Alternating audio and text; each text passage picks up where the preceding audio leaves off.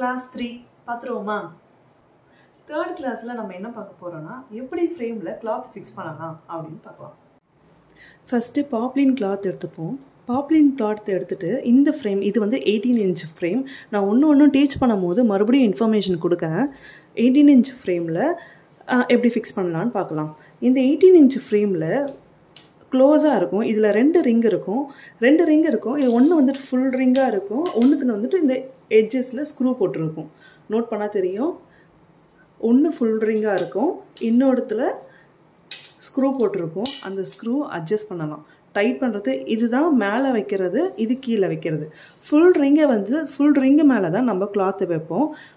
அது மேலே இந்த ஸ்க்ரூ வச்சு நம்ம அட்ஜஸ்ட் பண்ணுவோம். எப்படி பண்ணலான்னு பார்க்கலாம்.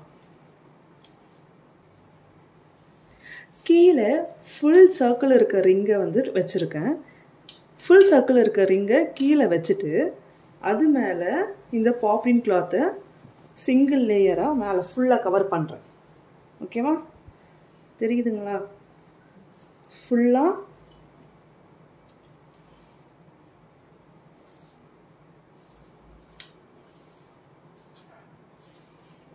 சுருக்கம் இல்லாமல் கவர் பண்ணிக்கணும். ஓகே, நான் இங்கே எவ்வளோ கேப் விட்டுருக்கேன்னு ஃபஸ்ட்டு பார்த்துக்கோங்க.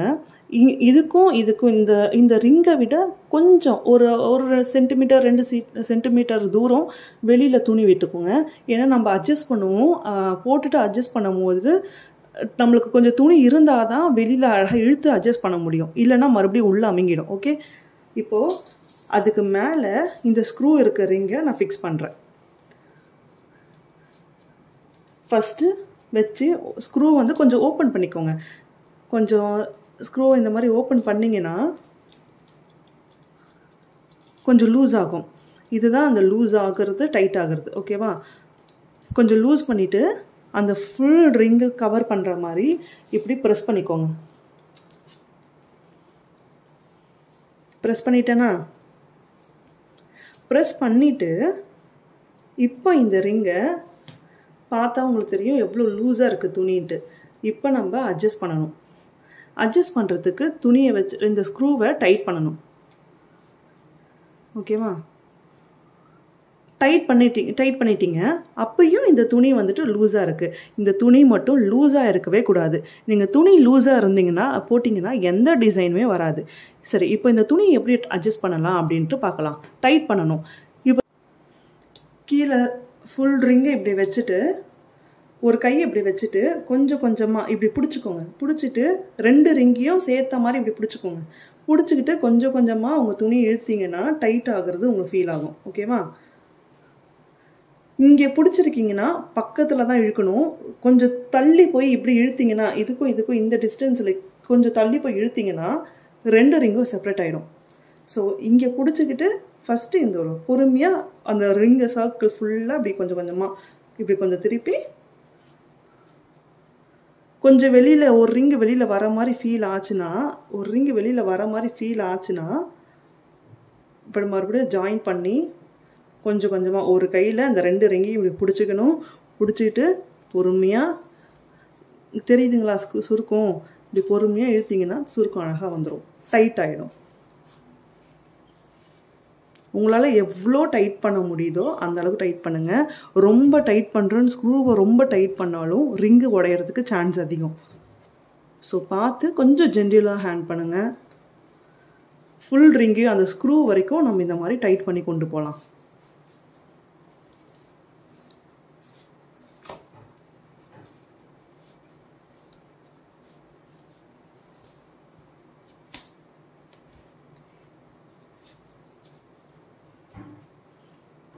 நான் ஆல்ரெடி யூஸ் பண்ண பாப்ளின் கிளாத் தான் எடுத்திருக்கேன். ஸோ அதனால் இந்த டிசைன்ஸ்லாம் அப்படியே இருக்குது. நான் நியூவாக இன்னும் எந்த மெட்டீரியல்ஸும் வாங்கலை. ஓகேவா? ஆல்ரெடி கிளாஸ் ஸ்டார்ட் பண்ணிட்டாங்களான்னு எதனா ஒரு டவுட் இருக்கிறவங்களுக்கு நான் எக்ஸ்பிளைன் பண்ணுறேன்.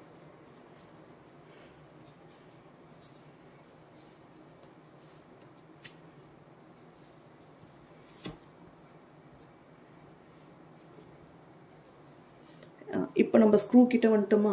ஸ்க்ரூ கிட்ட வந்துட்டு அங்கேயும் டைட் பண்ணுங்கள். டைட் பண்ணிவிட்டு இப்போ மறுபடியும் அந்த ஸ்க்ரூவை டைட் பண்ணிங்கன்னா உங்களுக்கு டைட் ஆகும். ஏன்னா நம்ம துணி இழுத்துருக்கோம் இல்லையா, அதனால் உங்களுக்கு இன்னும் டைட் ஆகும். எவ்வளோ டைட் பண்ண முடியுதோ டைட் பண்ணிவிட்டு இப்போது இப்படி தட்டி பார்த்தா ஒரு சத்தம் கேட்கும். ஓகேவா? துணி டைட்டாக இருக்கும்.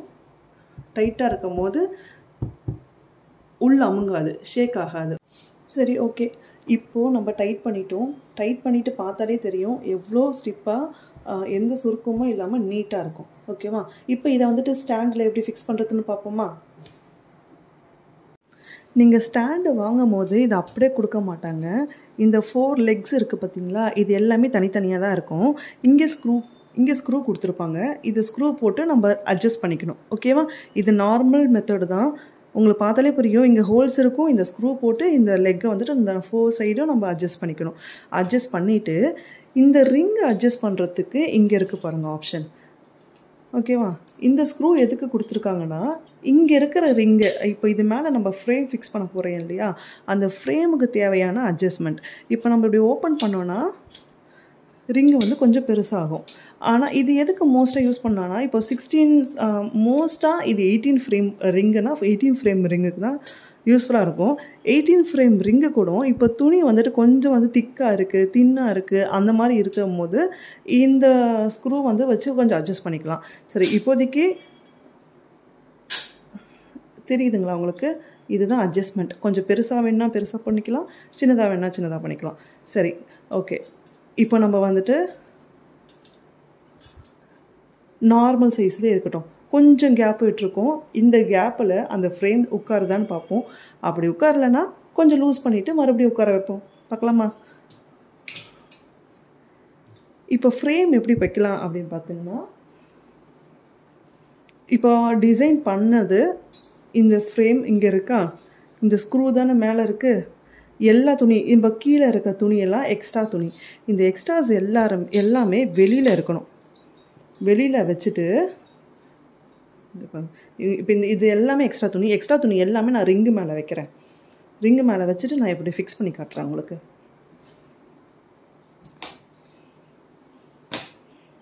ஓகேவா? எக்ஸ்ட்ரா துணி எல்லாமே நான் மேலே வச்சுட்டேன்னா இப்போது இந்த ரிங் இப்படி இருக்கா, ஓகேவா? உள்வாட்டமாக இது அப்படியே நம்ம இந்த ரிங்குக்கு வெளியில் வரணும். இந்த மேலே இருக்க ஃப்ரேம் புரியுதுங்களா?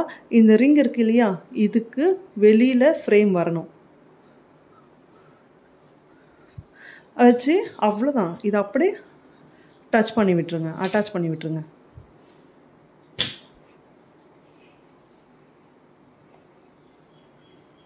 ஓகே, எனக்கு ஸ்டாண்டு வந்துட்டு உட்காந்துருச்சு. பார்த்தா தெரியும். இப்போ இந்த எக்ஸ்ட்ரா துணியெல்லாம் என்ன பண்ணலாம் அப்படின்னா, அப்படியே கீழே விடுங்க. அப்படி இல்லை உங்களுக்கு வந்துட்டு கம்ஃபர்டபுளாக இல்லை, எனக்கு நம்ம நூல் எப்பவுமே என்ன பண்ண போகிறோம், கீழே ஒரு ஹேண்ட் வச்சுட்டு மேலே ஒரு ஹேண்ட் வச்சு தான் நீடில் அட்ஜஸ்ட் பண்ணுவோம். அப்போ உங்களுக்கு இந்த துணி இடிக்கும். அப்படி பண்ணுறவங்களுக்கு நான் வந்துட்டு ஆல்ரெடி பின்னு காமிச்சிருப்பேன். கலர் அந்த 30 rupees 40 rupees பின்னு உங்களுக்கு காமிச்சிருப்பேன். அந்த பின்னை வச்சுட்டு நீங்கள் என்ன பண்ணுங்கள், கொஞ்சம் இப்படி சுருட்டிக்கோங்க. சுருட்டி ஒரு 4 சைடு இந்த மாதிரி சுருட்டி அந்த பின்னை உள்ளே இன்சர்ட் பண்ணிவிட்டு விட்டிங்கன்னா இப்படியே நிற்கும். மொத்தமாக அப்படியே நிற்கும். ஓகேவா? அதே மாதிரி தான் இந்த 4 சைடுமே எக்ஸ்ட்ரா இருக்க துணியெல்லாம் இப்படியே வந்துட்டு கொஞ்சம் லாக் பண்ணி அந்த பின்னை வச்சு அட்ஜஸ்ட் பண்ணிக்கோங்க. அந்த பின்னு இல்லாதவங்க நார்மல் பின் இருக்குல்ல, சாரீ பின் இருக்கு இல்லையா, சாரீ பின்னை வச்சு கூட நம்ம இப்படி அட்ஜஸ்ட் பண்ணி வச்சிடலாம். இதில் கம்ஃபர்டபுள்னால் இது அப்படியே விடலாம். இது எந்த டிஸ்டர்பும் பண்ணாது. ஏன்னா நம்ம துணியை தூக்கிட்டு இப்படி வச்சு தான் வந்துட்டு நம்ம த்ரெட்டு வச்சு இன்சர்ட் பண்ணி எடுப்போம். அது நெக்ஸ்ட் கிளாஸில் பார்க்கலாம். இப்போதைக்கு ஆரி ஃப்ரேம் ஃபிக்ஸ் பண்ணுறது இவ்வளோ தான். இப்போது மேலே வந்துட்டு இப்படி இருக்கும். நீங்கள் போடும் போது ஃபிக்ஸ் பண்ணிவிட்டு உங்களுக்கு ஷேக் ஆகக்கூடாது, அப்படியே ஸ்டிப்பாக நிற்கணும். இந்த ஃப்ரேமு ஈஸியாக எடுக்க வரக்கூடாது. நீங்கள் வந்துட்டு வெளியில் இப்போ இங்கே பார்த்தீங்கன்னா தெரியும், இங்கே தானே நம்ம அந்த ஸ்டாண்டோட ஸ்க்ரூ இருக்குது. அந்த ஸ்க்ரூவுக்கு மேலே, அதாவது இதுதான் அந்த ஸ்டாண்ட், இங்கே ஒரு கோடு தெரியுதா, அந்த ஸ்டாண்டுக்கு வெளியில் ஃப்ரேம் இருக்கும். அப்படியே வச்சாலே ஒரு சத்தம் கேட்கும், ஃபிக்ஸ் பண்ணுற சத்தம். அட்ஜஸ்ட் ஆகிட்டு ஃபிக்ஸ் ஆனால் சத்தம் கேட்கும். அது வர வரைக்கும் தான். இப்படி மேலே தூக்கிட்டு இருக்குன்னா உங்களால் போட முடியாது. ஓகேவா? இப்போ ஃப்ரேம் வெளியில் இருக்குது, ஸ்டாண்டு வெளியில் இருக்குது, ஃப்ரேம் உள்ளே இருந்தால் உங்களுக்கு போட வராது. ஸ்டாண்டுக்கு வெளியில் தான் ஃப்ரேம் வரணும். சத்தம் கேட்கும் பார்த்தீங்களா, இது அதை அட்ஜஸ்ட் பண்ண சத்தம். ஓகேவா? எப்படி ஃபிக்ஸ் பண்ணுறதுன்னு பார்த்துட்டோமா? புரியுதா? சப்போஸ் புரியலைன்னா கமெண்ட் பண்ணுங்கள். நான் கான்டாக்ட் நம்பர் கொடுக்குறேன், அதுக்கும் வாட்ஸ்அப் பண்ணுங்கள், இல்லைனா கால் பண்ணி கூட கேளுங்க. நம்ம நாளைக்கு கிளாஸில் ஸ்டிச்சஸ் எப்படி பண்ணலான்னு பார்க்கலாம். பாய்.